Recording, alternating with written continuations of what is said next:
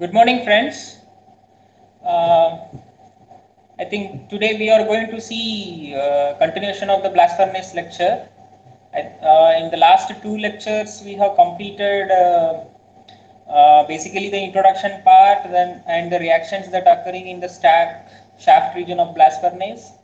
And in the second lecture, we have gone through the reactions and the physicochemical aspects of Bosch region, primarily the cohesive zone and active coke zone, and the reactions that are happening in the Tuer zone. These are all the part we have we have come across at least for the last two lectures. So if you see, um, basically we are coming from the top and we reached to the core part of blast furnace, where you can call this cohesive zone and the Tuer zone. All these things are there, and the more important aspects of reactions, even the process control, to control the quality of hot metal, the things whichever is essential. Those all these things are basically comes from these particular 2-3 zones. Means the bottom portion of the blast furnace. Okay. So with that, today we are going to see the most important, very important reactions. I mean, specifically targeting on the two aspects. That is, one is sulfur reaction and the another is silicon reaction. These two elements, these are all these two elements. In one, out of these two, the one is primarily considered as a detrimental element. That is sulfur. It's a very detrimental element. Means in the point of view of physical metallurgy, or in the point of view of extraction, or in other process interruptions, whatever it is going to create in the downstream processes while treating liquid steel, also while maybe the rolling process, rolling of the billets, blooms, all this time, the sulfur is the one thing which is not going to get away from us at all. The only reactor or in the only unit process where you can efficiently remove sulfur is blast furnace. So that's the reason this is the here you need to understand very clearly how the sulfur is being controlled in blast furnace process. Okay. So we are going to see by step what are all the reactions involved and what are the zones and how the different zones are contributing, in which way it is whether adding sulfur to the slag or they are adding sulfur to the metal phase, or what are all the sources of sulfur. So all these things we are going to see. In addition to that, we are also going to see the silicon control. The one is we want to remove, that is sulfur we want to remove from hot metal, and the same way you want the silicon to be controlled. I don't say whether you are going to remove it or you are going to add it into the hot metal. I would be prefer to say we want to control the sulfur. So you want to have some optimized value of sulfur, silicon in hot metal, because this silicon have another important attribute to that. It is a heat source for heating. It acts as a heat source because it involves again oxidation reaction when it meets oxygen. Means I am telling, when you are refining the hot metal, that is in the steel making zone. So this is going to be one of the primary heat source when you are converting hot metal to crude steel. Silicon plus oxygen gives SiO2. So you always want to have some amount of silicon in the hot metal, so that the process, the steel making process can become autogeneous. So it need not to be high value in hot metal, and also it should not be in extremely low, so that your heat content will be heat source will get affected in steel making operation. So that's the reason the sulfur and the silicon control in blast furnace gains more importance. And today, in today's lecture, we will be seeing how these two elements are getting controlled in various zones of blast furnace. Okay. So if the time permits, I will try to cover also the slag formation, because whatever we are seeing from the first lecture is only we are talking about the iron oxide reduction, conversion of iron oxide to hot metal. We have not discussed about what is this SiO2 is doing, what is this Al2O3 is doing, what is the CaO, why the fluxes are being added, how the slag is forming, and how this slag will control hot metal quality. All these aspects are being left out. So we may need need to go back to the height of the means the stack region, and then we have to just quickly review it, how the slag is forming in various zones and how it is contributing. If time permits today, we will also cover the slag formation, or else we will take it in the next lecture. Okay. So with this, I am moving to today's first thing, that is sulfur. Yeah. So the sulfur reaction, in general, you can see the sulfur reaction is happening, throughout the length of the furnace. Basically, it is not that it is particularly happening in any one of the zones, or it is getting intensified in any one of the zones. Not like that. You have various sources of sulfur. First of all, into the blast furnace, and by means you can say that the sulfur is present in all the raw materials. Whatever you are adding into the blast furnace, say ore, coke, lime, and anything else, whatever you are adding that carries sulfur in some form, sulfide, sulfate, whatever, that in whatever be the form, all the raw materials are carrying some amount of sulfur. Even as a metallic sulfide, some raw materials are carrying. Okay. So if you consider that all the sources, you can simply make a statement that sulfur reaction basically happening in throughout the length of the furnace, right from the upper stack to the hearth. Okay, so it is happening.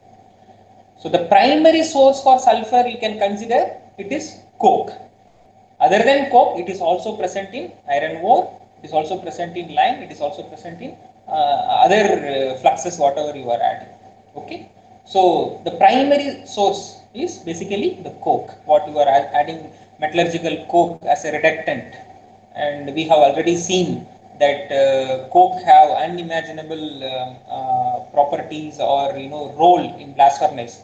You cannot get away from coke in blast furnace operation. You have to add some amount of coke always. Without coke, you cannot operate blast furnace. So that's the reason here I am just pointing out that coke is a primary source of sulfur. So you always end up with the sulfur problem also, because you are not going to get away from coke. So you will end up with the sulfur. So you have to deal the sulfur, and how the sulfur is removing, we'll see. Okay. Let us see some reactions, whatever the reactions that is being involved in sulfur transfer or sulfur control from other sources, not the coke, okay, from other sources. Especially the most highest source for sulfur is iron ore. So we'll concentrate on iron ore. You can see some amount of, sulfur exists in the form of metallic sulfide even, okay, lead sulfide or manganese sulfide or some amount of. The burden materials always have some amount of metallic sulfur. These metallic sulfur, it will get react with reduced iron. Reduced iron means I am talking about somewhere in the middle zone of the blast furnace, solid middle zone of the stack or the shaft. Okay, there it will react with iron and it will form iron sulfide. Okay, and then means initially it will be in a metallic state, iron sulfide. Like in the steel, you have iron sulfide. When the sulfur content is high locally, you will get some iron sulfide formation. Okay, because it has not went into the solution state. So sulfur as what do you say, a soluble element. It is basically a soluble element to some extent. Once this will get when it get liquid and then it will get solidified, you can expect some amount of sulfur is in the solution form in the matrix. So, but here you can expect it is in the form of iron sulfide, where it just locally it is forming. Okay, and this FeS ore, basically that will react with it is also have a chance to react it with Fe2O3, the left out Fe2O3, and this Fe2O3 may oxidize to Fe3O4 and then some amount of SO2 it will form the sulfur. This SO2 have chance to leave the system, leave the blast furnace in the in the state of gas itself. So all these things are basically happening in maybe the upper part of the middle shaft or in the upper shaft itself. Somewhere in the top of the blast furnace itself, these reactions are happening, and the gaseous sulfur which is getting removed from these reactions, or it's going along with the off gas, that is the blast furnace gas, CO, CO2, whatever it is going, it will just pick up that path and then it will get released. So you just keep in mind that some amount of sulfur is getting removed in the blast furnace in the gaseous form. Let us see what is that amount, percentage, all these things.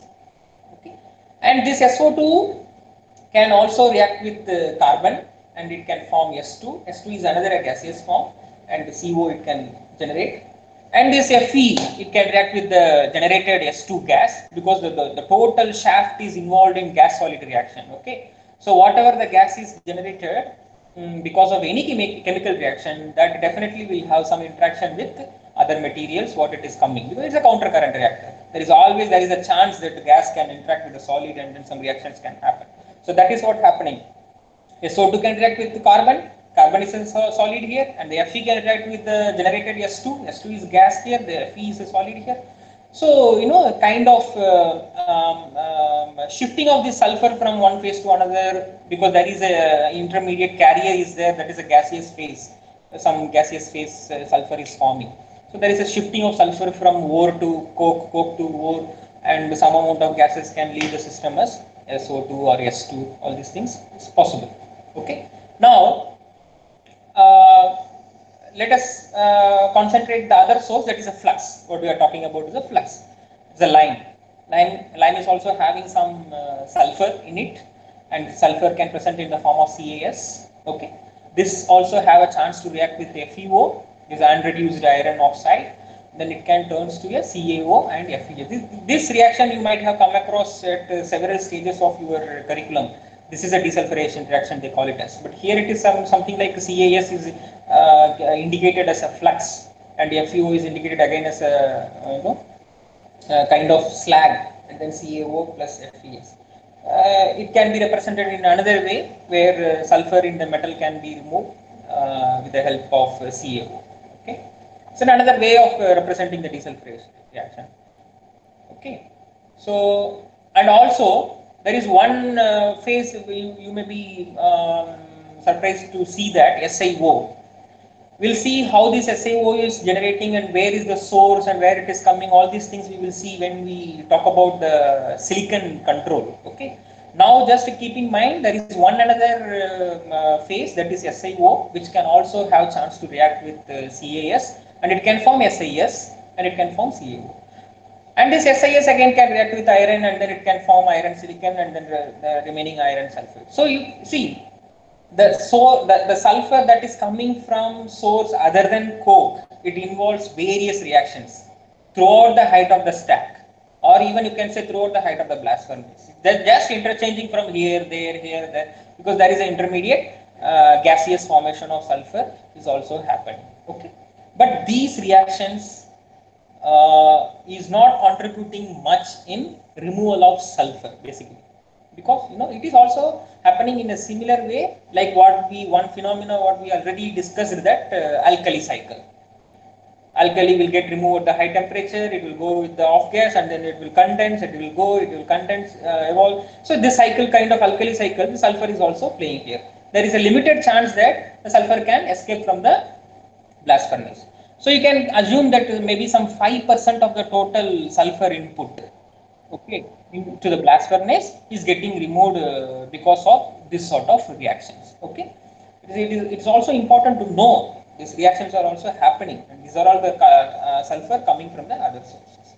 Okay, now let us talk about the coke sulfur, the sulfur that comes from the coke. What is happening actually?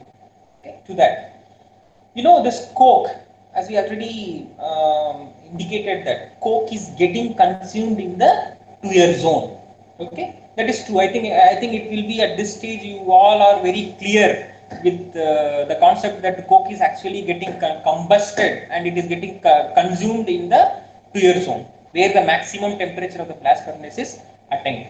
So in the similar way, when the coke is combusting in the Tuyere zone, the sulfur present in the coke is also getting released. And I already told, till Tuyere zone, the coke is not basically reacting anywhere. The only reaction that is involving is, you can call it as carburization. The carbon is moving from coke to some metallic iron, whatever has formed, and it is passing through the active coke zone. That liquids, when it is getting touched, the carbon can be removed. But the sulfur, all the sulfur is still relying with the coke solid burden, and it is getting consumed in the Tuyere zone, and it means the sulfur is getting removed from the coke, and it is getting oxidized in the oxidation zone of Tuyere.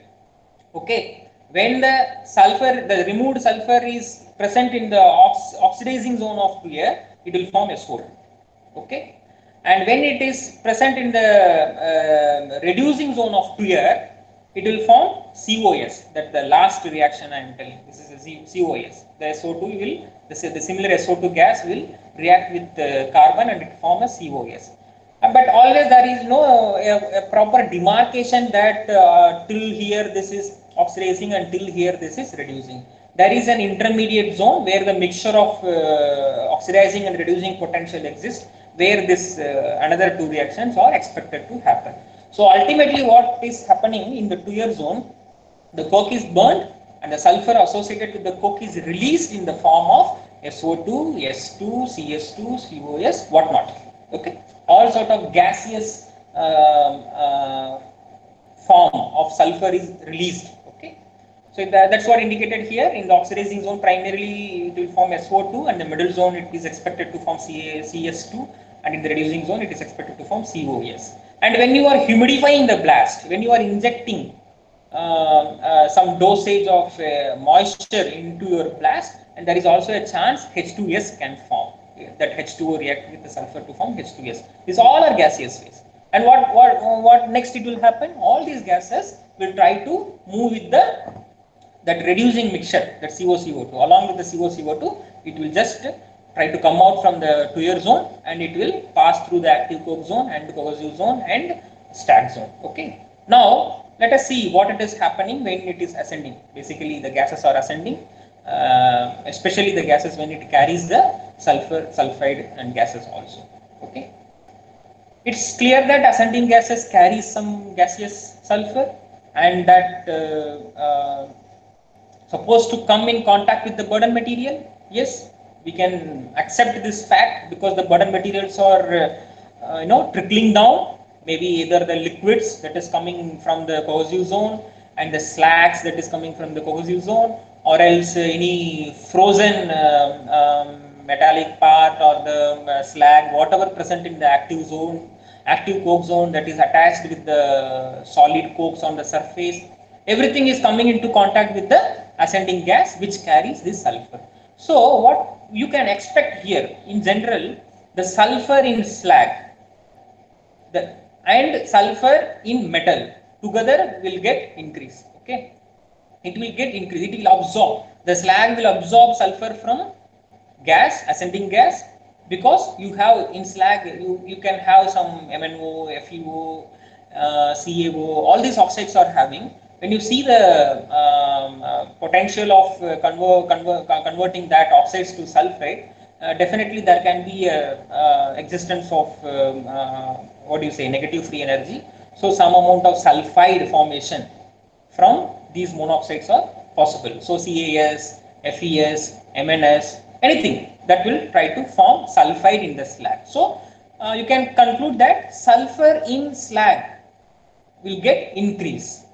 In the same way, the metallic iron that trickling down also will absorb some amount of sulfur from the ascending gases. So you can also expect that the metal phase, whatever present in the Bose region, also will absorb the sulfur. So what is happening? The gas is carrying the total sulfur that is released from coke is getting distributed to slag and metal. Okay, this is basically happening in the active coke zone or in the cohesive zone. Means maybe in the cohesive zone, maybe where we can refer the down part of the cohesive zone, or in the end stage of the cohesiving that phenomena where the liquids are coming there. So basically the reaction is nothing but gas that is interacting with the liquids. Okay, liquids, or maybe the frozen solid that present in the coke zone, wherever the thermally the local thermal drop or whatever. Okay, so all sort of abnormalities you can expect. So you can, the reaction may be the gas with the liquid also, the gas with solid also. Okay, this is what basically happening. So you can see in the figure, you can see here, this is the metal in sulfur. It is basically increasing. Okay, it is increasing. This line is nothing but a two-year level. Two-year level in the sense we can say this is the point where the sulfur is getting released. So till the point where the sulfur is getting released from coke, if you track the sulfur level in the metallic phase with respect to the height, you can say that it is increasing. It is increasing. Okay, and here also in the slag also it is increasing. The fact we have already seen that both slag and metal have capacity to absorb sulfur from the gaseous phase. Okay, and surprisingly you can see after 2-year zone the sulfur in the metal is getting decreased. Okay, so after when the metal droplet here and all what we are speaking is a droplet, there is no any continuous flow till 2-year zone, only in the tap hole, only in the hearth where you can say there is a bulk mass of liquid is available. Till that it is only the droplets that which is trickling down to the hearth through 2-year zone, percolating through the dead man or whatever. Okay, so there are a lot of possibilities over there, annular spaces, whatever it is available. These drops will just trickle down and then it will settle into the heart. And when you track the sulfur in the metal phase beyond the 2-year line, you can expect that it is getting decreased. Okay, and interestingly, you can see that the sulfur in the slag is getting increased. So now you can make a statement that the mechanism that behind this sulfur removal from metal phase and the sulfur getting absorbed to the slag phase is nothing but a slag metal reaction which is happening. This slag metal reaction, where it can happen? There is a hearth, and hearth where you have a hot metal, it is getting accumulated, and over the hot metal there is also the another liquid which is called blast furnace slag. Okay, both the liquids are basically trickling down, and one will get settled down and the another will be floating because of the density. Okay, so whenever any metal droplets, it passes through the 2-year zone, it have to trickle down the slag first, and then it will reach the metal phase, and then it will get settled into the hearth. So when the metal droplet is basically passing through the blast furnace slag, there is a tremendous desulfuration reaction. It is simply, you can say, the CaO present in the BOF slag or MnO or any other sulfur absorbing oxides whichever presenting in the slag just involved in exchange of sulfur from the hot metal droplets. Okay, so that's the reason you are getting a reducing trend of metal sulfur, means sulfur present in the hot metal. Okay, and there is a corresponding increase in the sulfur. The sulfur is getting loaded into the blast furnace slag. Okay, so now it is very clear that what is basically happening. Okay, so you can say the sulfur absorption is more by slag than metal. Okay, up to 2-year level. Here also, if you see the point what we are here, it is seeing somewhere around 0.4% metal weight percent, and here if you see the weight percent is somewhere around 1.8. So throughout the blast furnace, the sulfate capacity is more in slag only, either up to 2-year level or even beyond the 2-year level also, because beyond the 2-year level there is no sulfurization reaction. Here you can call this is a sulfurization reaction. Here it is a desulfurization, effect of desulfurization. So there is no sulfurization beyond 2-year level. So we can comfortably conclude that the blast furnace slag at any point of time it have higher capacity to absorb the sulfur. So one another thing, the understanding that you develop from this sort of phenomena is the point what we are speaking here, this 0.4 weight percent metal. It can be anything, X, Y, Z, anything.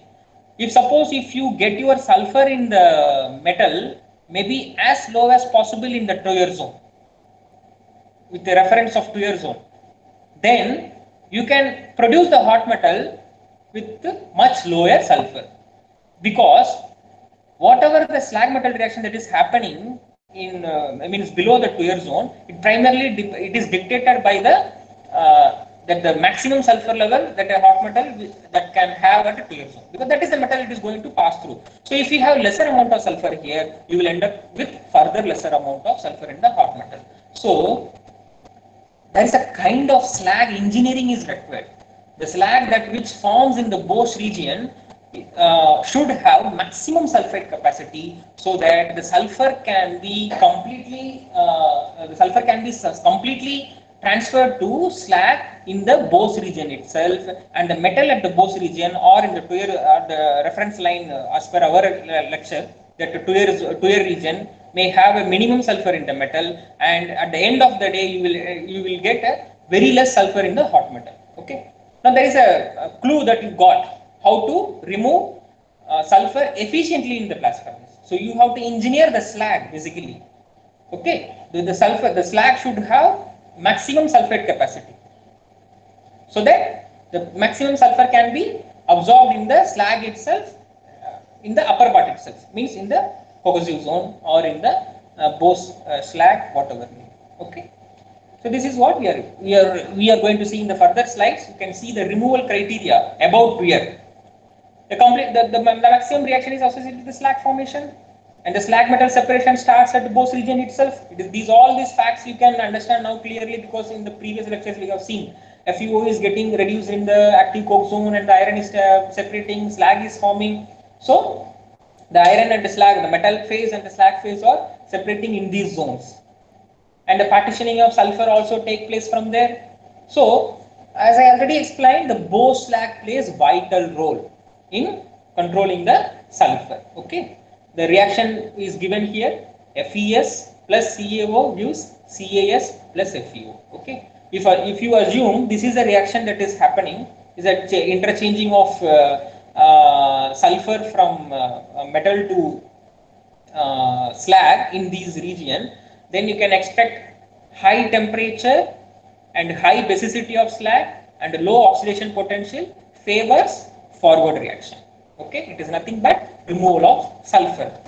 So here the high temperature, in the sense it is dictated by the Tuyer zone. What is the raft temperature? Raceway flame adiabatic flame temperature, and that will dictate what is the temperature of your locations in the blast furnace. So if you increase the temperature, then the sulfur removal will be high. Okay, note down all these points. These are all the critical points for sulfur removal. High temperature is required and high basicity. Why high basicity is required? The sulfur has to form with calcium. So CaO, that will turn to CaS. So the basicity is required here. And the low oxygen potential, already it is dictated from the reaction itself. It is a kind of reduction reaction where the oxidation potential will not favor forward reaction. Okay, and as a common sense, you can say that blast furnace is completely packed with the carbon, so the oxidation potential will be very less. Means excluding that one part of your Tuyer zone where some oxidizing atmosphere locally it is there. Okay, except that everywhere it is a carbon atmosphere. The carbon is nothing but a reducing agent. So the gases are reducing gases, and the solid packed carbon is another reductant, or it can create reducing atmosphere. So the atmosphere is completely is reducing, and it's a favorable condition for removal of sulfur. Okay, this is the reason most of the literature, or even plant people used to say that if you want to remove sulfur at all from steel making or from any steel, it is better to remove in blast furnace itself. Okay, when you take the hot metal from blast furnace, and then thereafter removing sulfur will be an additional load to the process. The most efficient reactor which can remove sulfur is blast furnace. Okay, and these are all the conditions. If you maintain all these conditions, then the better separation of sulfur from metal is possible in the Bose region itself. Okay, when at the bottom line of the Bose region, if you have a metal droplet with the minimum amount of sulfur, then then those minimum amount can also be removed when these metal droplet is passing through the slag. So that's the reason the slag metal reaction load has to be reduced by bringing down the sulfur in the metal droplets to a minimum value as much as possible correspond to the Tuyer level. Okay, it means the Bose slag have a vital role, and that has to be engineered in such a way that Bose slag should absorb maximum sulfur. Okay. So So that's the conclusion comes here that engineering Bose slag is extremely important to increase sulfur removal from the beginning itself. Okay, if your slag is not properly engineered, tailored in terms of, because the word I'm engineering and tailoring and all I'm using, maybe some of you may not know what is this slag engineering. It is nothing but a favorable composition which can enhance the sulfur removal. That slag should have a desirable composition, desirable viscosity, desirable liquidus temperature, and desirable fluidity. Many things, many physico-chemical aspects will come into picture when you talk about slag engineering. Okay, this is one can also raise a question here. How this I can do, because everything is happening inside the blast furnace. How can I engineer the Bose slag? This question is very common. Maybe for you people in the undergraduation level, definitely you should have thought about how I can engineer. I am just adding and I am just getting something out, and I am just understanding now through this lecture what is happening. And you are repeatedly telling engineer the slag. How it can engineer? I am telling slag engineering is nothing but it's depend upon the material what you are charging basically. And what you are charging, that is in your hand. You can do some pre-treatment of your charge materials. You can do some external additions or any ingredients kind of thing you can add to your raw material itself, so that the slag that is expected to form in the Bose region may have a desirable composition, may have a desirable physical properties. Okay, it is also in your hand only. There are the things are involved in in the previous what do you say downstream processes with the blast furnace, the sintering, pelletizing, where you can come up with acidic sinter, flux resinter, superflux resinter. These all will have a role in formation of slag. Okay. Anyway, maybe in the slag design or the slag formation, we can talk about these things. For the time being, you can understand in that way. Now let us see the removal criteria below the clear zone, how it is getting removed and what are the criteria. So already we have seen there is no absorption of sulfur by metal below the clear zone. The slag composition, whatever you are getting, is about to get saturated, or in other way you can say that the final slag composition being attained, because as it passing through the clear means it is just going to settle down. There is no any additional major compositional changes or variations that is going to happen in the slag. So whatever slag you are having expected in that zone, it may be 90% of the final composition of the slag.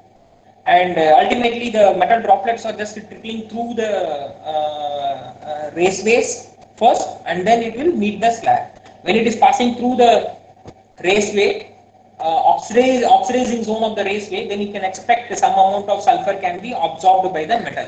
Although I told there is no absorption of metal, it is also expected that some amount of sulfur can get absorbed when the metals are passing through the oxidation zone, or whenever the other gases also, COS and CS2, whenever these gases are meeting, then the liquids is getting enriched with sulfur. But when you compare the rate of absorption and the rate of desulfurization in the metal droplets below the clear zone, that will succeed. The desulfurization will succeed. That's what we have seen in the graph. Below the clear level, the metal droplets is actually depleting the sulfur. Okay, and that is given here. The metal droplet passing through slag layer undergoes differential desulfurization, and finally you can make a statement that the temperature and the final slag composition decides extent of desulfurization. Here temperature in the sense it is a hearth temperature. What we are talking here is a hearth temperature.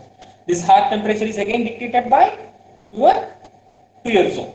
Okay, clear zone is the one thing which basically control all your temperatures throughout the furnace. Okay, so everywhere high temperature favors desulfurization. Okay, so this is an endothermic reaction. Slag metal reaction is involved. There is ionic transfer. So if you increase the temperature, the rate of reaction will increase. The sulfur will get removed. Okay, the desulfurization will be favored. And the slag composition, final slag composition in the sense, again we have informed that the slag composition basically along with the physical properties of the slag, viscosity, fluidity, all these things also play a role in desulfurization. Okay, these all will indirectly influence the sulfur reaction by enhancing the kinetics. So that's the thing. Okay. So you can say in a altogether way, you can conclude that slag design basically towards increasing the sulfide capacity of the slag will improve your desulfurization phenomena in blast furnace. Okay. So with this, I think sulfur we are completing, and then now let us go to the. I think it will be clear as of now. The sulfur is, this is the fashion it is getting removed. Let us move to the silicon reaction. Okay. Basically, it is another important reaction. Silicon control in blast furnace is very important. As I already told, the silicon is basically is essential in hot metal in order to supply heat during the converting process. Converting process means conversion of hot metal to liquid steel. Okay, that refining of hot metal requires silicon. Some amount of silicon is required, which can provide some heat so that the hot metal can be refined to crude steel as an autogeneous process. You may need not to supply external heat.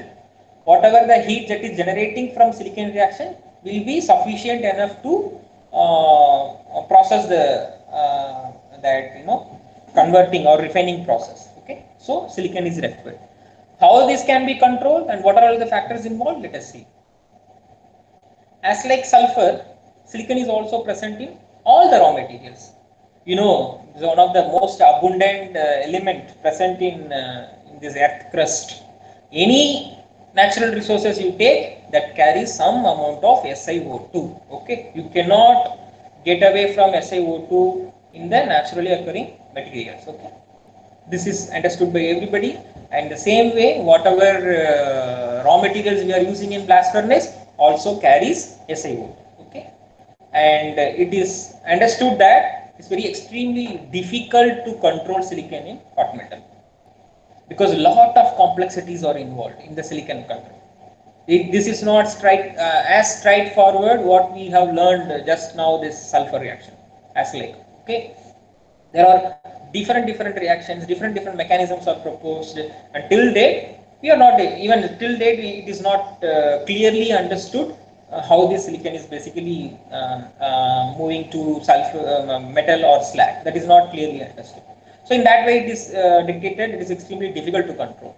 Okay, basically if you take a hot metal with some amount of silicon, then that can be related to hot temperature, slag properties, that as I told, composition, viscosity, liquidus temperature, this kind of physical properties and the composition will influence the silicon in hot metal. And ore to coke ratio, how much you are adding ore, how much you are adding coke, and that's what coke rate come, and the coke rate and the ash content present in the coke, and the blast temperature, as I already told, the hot temperature, then the blast temperature automatically comes in, and the distribution practice, burden distribution, OOCC, or how much you are distributing, what is the size fraction, everything can be related to silicon removal or siliconization of hot metal. Okay, so that's the reason it was very difficult to understand. It was not influenced by a set of parameter like in sulfur, basicity, temperature, oxidation potential. It's not like as straightforward, very much straightforward like sulfur. For silicon, you can quote some. These are all the factors which is influencing, and you can targeting these factors. You can control. This is not the story. Okay. Out of all these things, temperature, slag properties, and the coke rate and the coke ash, there is one another thing which is coming is the internal process dynamics. It is nothing but the physics of this cohesive zone, size, shape, and location. These are also actually dictating your silicon control. So when this cohesive zone has come into picture, then you can easily understand this is a very complex thing. Okay, there are a lot of complexities involved, complications involved in the transfer of silicon from various burden material to and getting distributed to slag and metal. Okay, so basically that's the thing. You just get a picture that you can say that the different factors what not present in the blast furnace can be listed, which, and saying that it can influence your silicon reactions. Let us see some of the mechanisms how people have proposed and how it is believed basically. So here is the one thing what we have shown is a mechanism one, which is also when one ready to understand in a very straightforward way. SiO2 present in any material that can react with the carbon and then it can release Si and CO. And the same SiO2 can react with the carbon and it can release silicate and CO2. Okay. So it's a carbothermic reduction of silica. It is possible.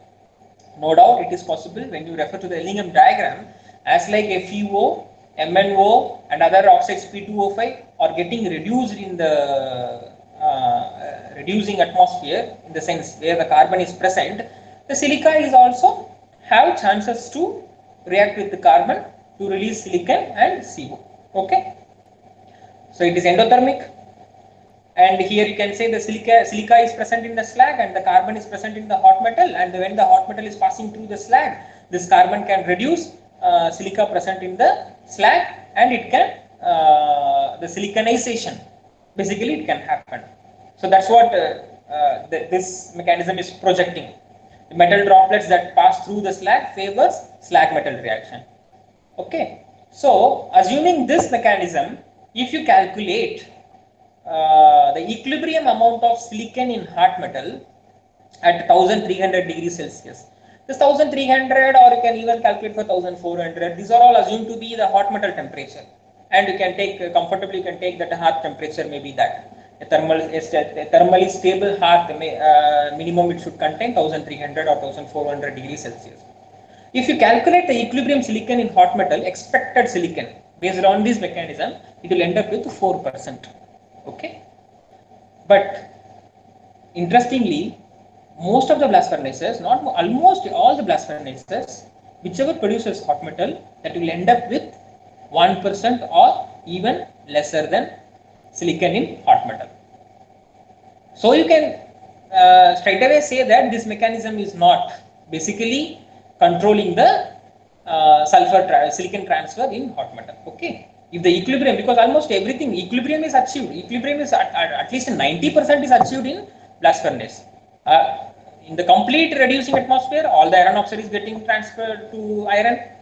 So most of the chemical reactions are achieving equilibrium. It's not that the equilibrium is not achieved. So believing that if you follow with this mechanism, you are expected to have 4% silicon in hot metal, but you always end up with 1% or maybe maximum of 1.5% and even sometimes lesser than 1%.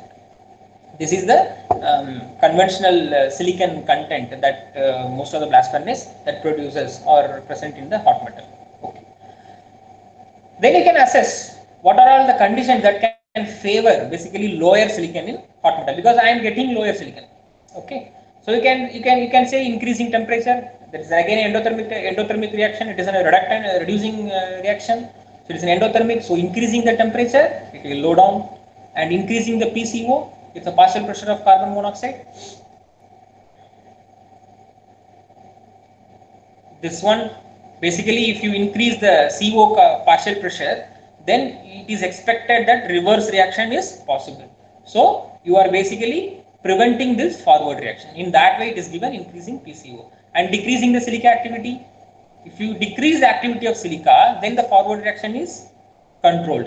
Forward reaction is prevented. Okay, so the enriching of silicon in the metal will be stopped. And increasing the blast oxygen and the PCO both are together. If you increase the blast oxygen, you are indirectly increasing the PCO, and artificial enriching blast by CO. These three are basically interrelated. Okay. So all these conditions, how they are drafted, I think all you people may know this kinetics, where the fundamentals of kinetics of reaction, how it can be controlled. If you increase the activity of reactant, the forward reaction will take place. If you decrease the activity of product, then also the forward reaction will take place. So that is a phenomena. Okay, in that way it is drafted. So maybe listing out all these factors also, we are not convinced that the 4% can come down to 1%. Okay, it cannot. It is not possible that 4% can come down to even lesser than 1%. So it is expected this mechanism is not playing major role in controlling the silicon. This is what expected. From the Tuer level to Hart level, if you move, because of this droplet and slag metal reaction, the silicon in the hot metal is expected to increase, and it may end up with near to 4%. Okay, which is not basically controlling. This is what, because our practical experience is saying that you are always ending up with 1% or less than 1%. Okay, so this mechanism is basically not answering you that why the low sulfur value of silicon is present in hot metal.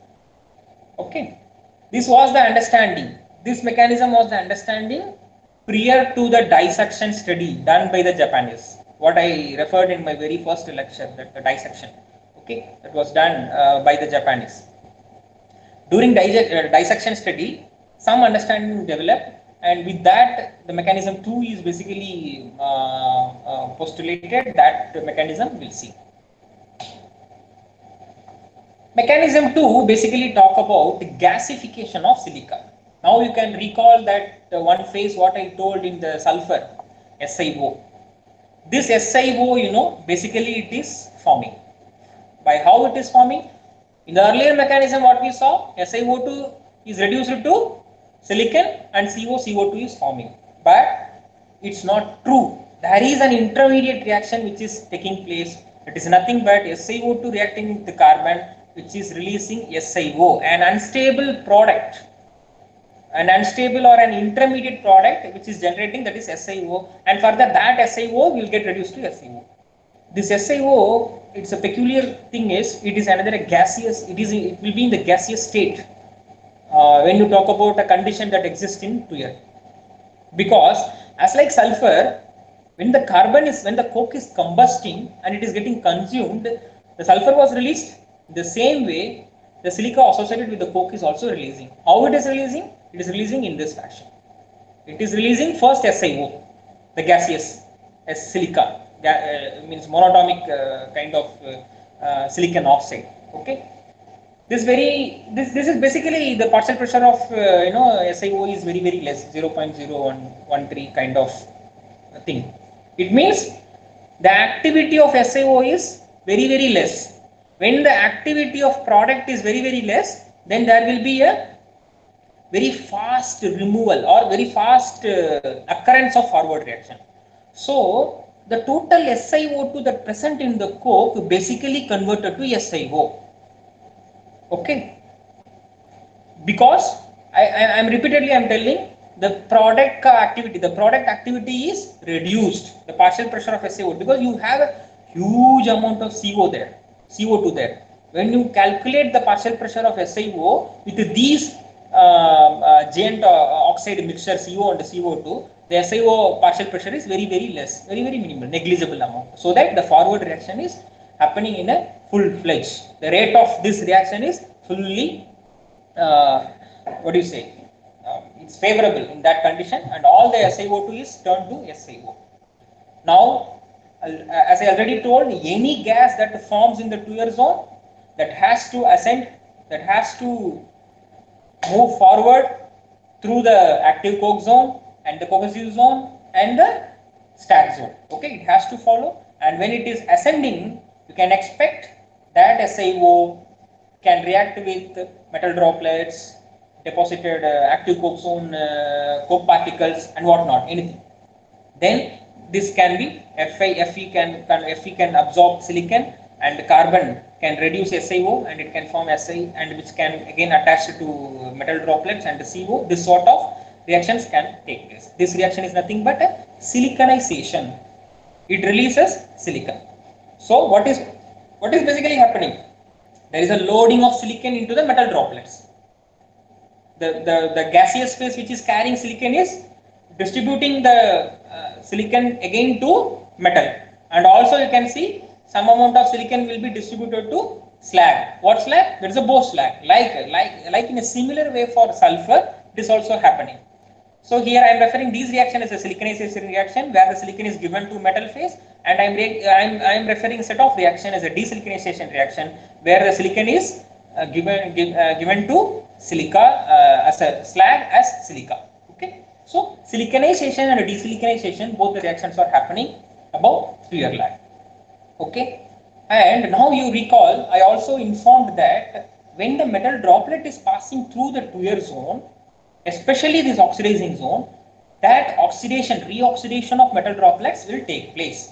That will end up with some amount of FeO, MnO, and maybe if chromium is present, is chromium oxide. These kind of oxides, metallic oxides, will form, and then that will get settled in the hearth, and the oxides will remain in the slag.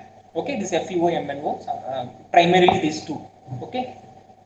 Now, the silicon that is loaded into the metal droplets in the Bosch zone, when it passes through the slag that present in the hearth, that slag which contains FeO and MnO, what it will do? It will reduce the silicon present in the hot metal or the metal droplet that is passing through the slag. Got it?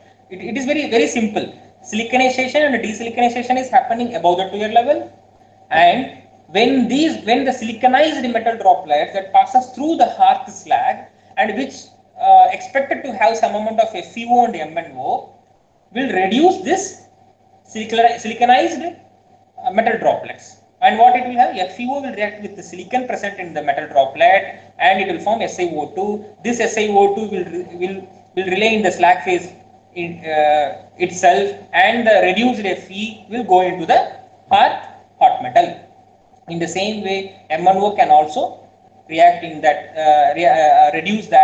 get reduced with the presence of silicon in the metal droplets, and the Mn now will go to hot metal present in the hearth, and the SiO2 will remain in the slag itself. So I got it. There are one siliconization and two desiliconization.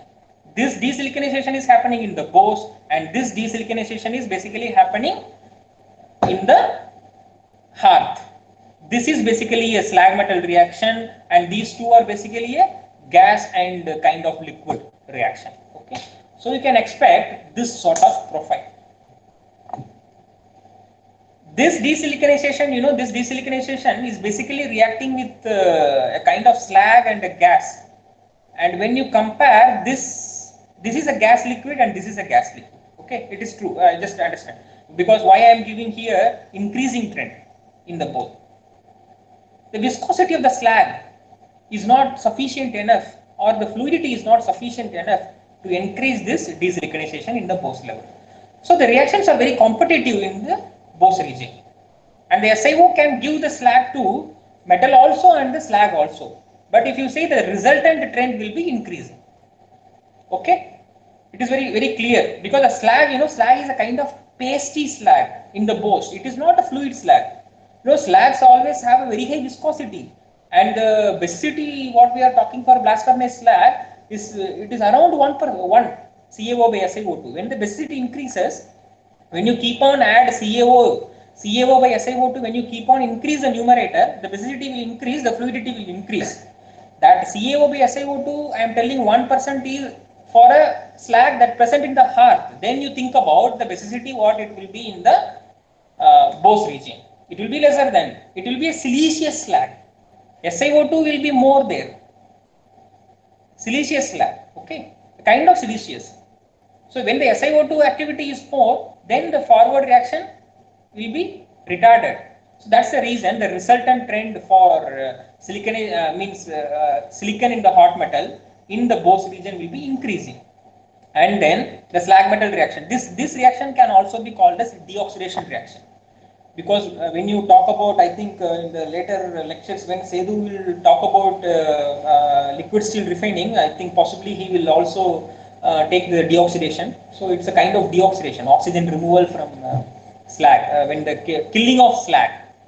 When the slag have FeO, MnO, this kind of oxides, then you can say the slag is basically live slag. It will boil. And you can kill this slag by adding some silicon, aluminum, all these things. So this is a deoxidation reaction, and silicon is getting removed. So in a similar fashion, what we explained for sulfur, if you control this point if you control, then you can end up with low amount of silicon in the hot metal. If the equation is like this, if the trend is like this, then you can end up with lesser amount of silicon. So that's the point. Now here also the slag playing a vital role. Not slag, this point, this amount of silicon in the hot metal droplet plays a vital role. Okay, but a very minimal amount of slag is involved in these reactions. You see, this is basically dictated by the siliconization, and where no slag is involved or not much slag intervention is here. So the Bose slag do not have much role, but it have role because the desiliconization is there. If you generate some kind of desirable physical properties in the slag, then you can increase the silicon absorption in SiO2. Then this can be brought down and the silicon can be removed. So this is that's the thing. Still, it is very very complex only. One cannot state straight away these are all the control measures that one have to adopt for bringing down the silicon or to increase the silicon in hot metal. This is not very clear. Okay, but in another way, you can also say that the Bose slag is playing a vital role in controlling this sulfur and silicon in a prime way. Okay. If you compare this mechanism with the first mechanism, there is a better understanding. Okay, there is a better understanding because this reaction, it can remove as much as possible silicon. This FeO and M1O, when it meets silicon, it will readily reduce. These reactions are very highly, favorable reactions, or the rate of reaction is very high. So the removal of sulfur, of silicon through this slag metal interactions is very high. Okay, that's the reason you are ending up with maybe less than 1% of silicon, or even 1 to 1.5, that range you can say, rather than a 4% equilibrium 4% that what we dictated in our mechanism 1. Okay, so that's why this mechanism have better understanding. Now some measures we try to draft out how this silicon control can be done. One is, you can easily say, now you know that silica is basically forming SiO, and the silica is getting consumed in the tear zone, and the major supplier of silica in blast furnace is no other than coke. So if you select coke with low ash, or if you run furnace with low coke rate, then obviously you can end up with low amount of silicon in hot metal. Straightforward. Now the another thing is limiting the dripping zone. Means the siliconization where it is actually happening, that is in the dripping zone. Dripping zone means what? Cohesive zone to the hearth, that is the dripping zone. So if you limit the size, the length of the dripping zone, then you can control the siliconization. The siliconization will be less, the metal droplets will end up with less amount of silicon, and we can remove the remaining silicon in the in the slag metal reaction. That's what it is given. If you go for central flow, that means a inverted U, then you will have a maximum amount of dripping zone. Then that will encourage more siliconization. Okay. And also, when this dripping zone is coming into picture, the burden distribution and the cohesive zone position, location, shape, size, everything is there. Okay. And the burden design in the sense, I am now here referring the slag design only.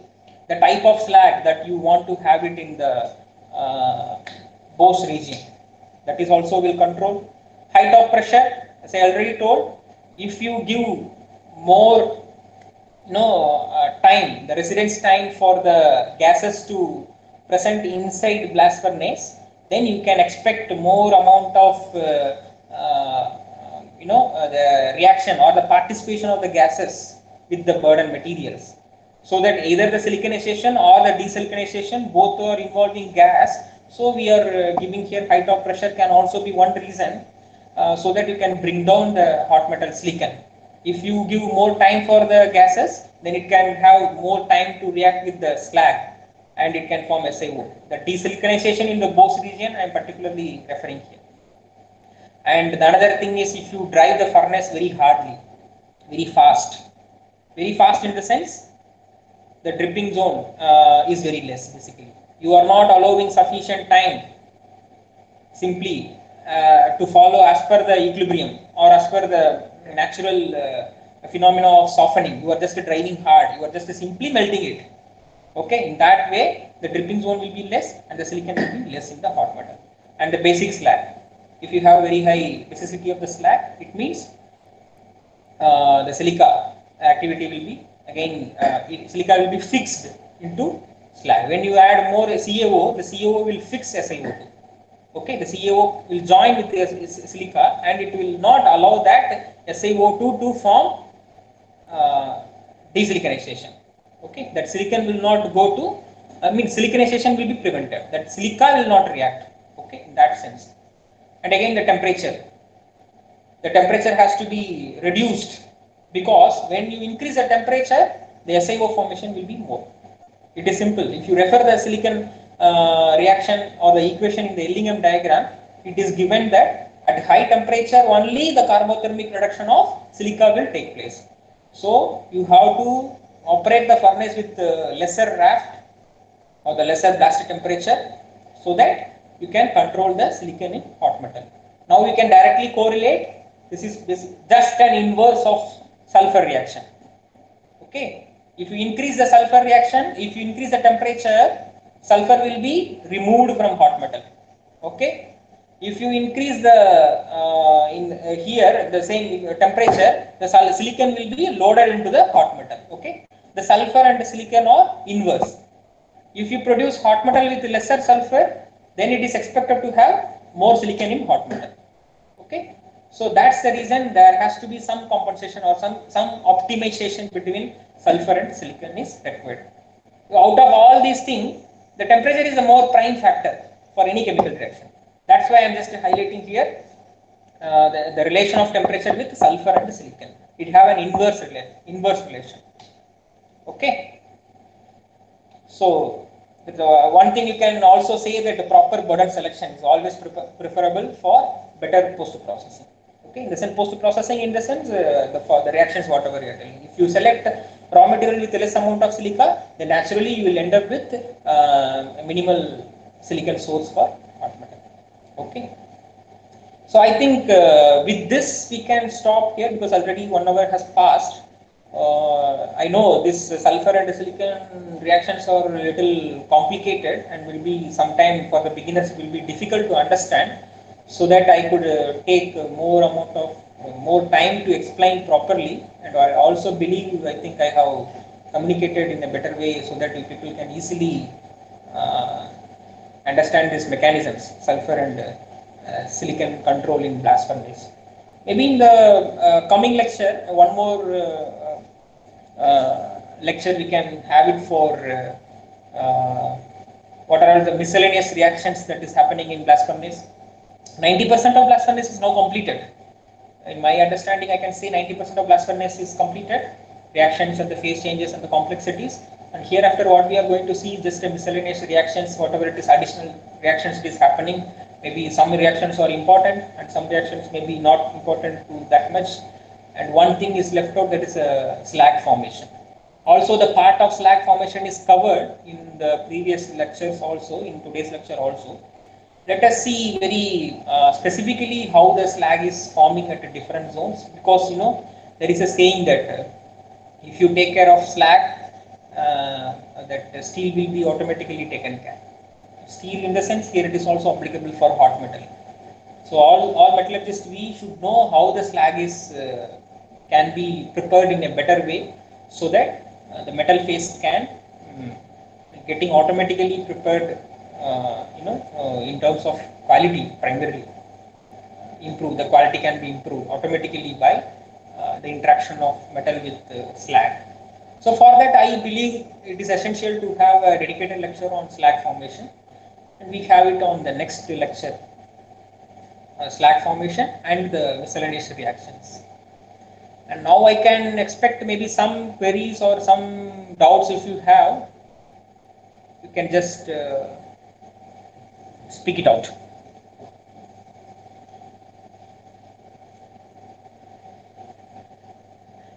Is the concepts are clear today to all of you?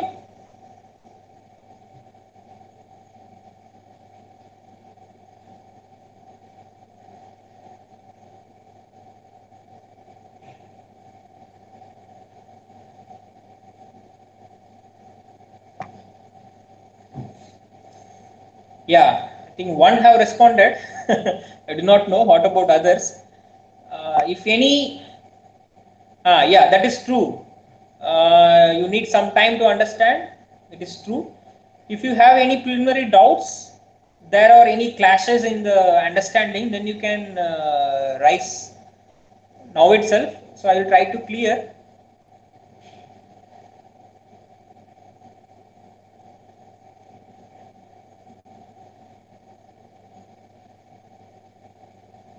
If not, then we can quit it over for today, and we can maybe have the clarifications in the next lecture also. Okay. Okay, I think it's over for today. Thank you. Thank you all. Thank you now. Thank you so much. Now, one more request from students. So, if you possible, you can share the slides. Yeah, yeah, I will share the slide. The slides are already present in my ResearchGate account.